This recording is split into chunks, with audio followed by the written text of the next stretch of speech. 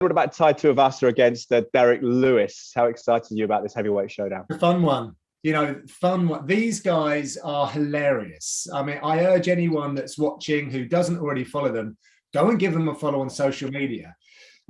Derrick Lewis has cut so many promos just in conversation. It's unbelievable. He's got, I don't know how many, like a couple of million followers on Instagram now, just because he's a very funny, entertaining dude. But he also holds the record for knockouts in the UFC ever. He's a heavy-handed guy.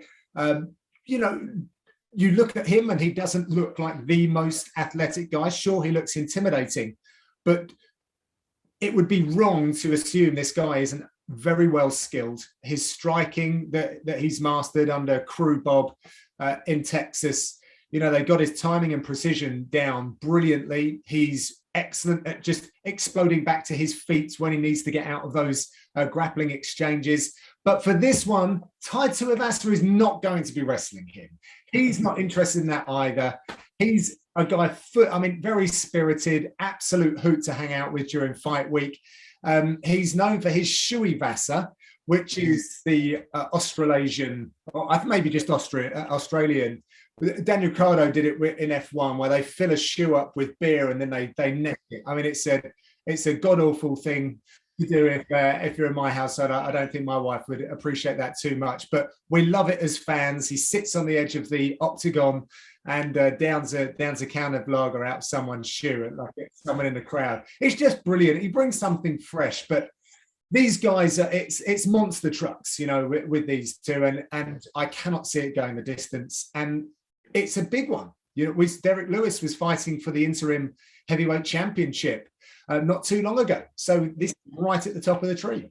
Yeah, getting hit by a massive man is not good for your health. So you can understand why you'd risk the health of eating out of a sweaty shoe. So drinking out of a sweaty shoe, sorry. So perhaps but what is the context for the heavyweight scene? How do you see that landscape? Because it's sort of shrouded in a little bit of mystery, isn't it? I suppose connected to the champion, Francis Ngannou.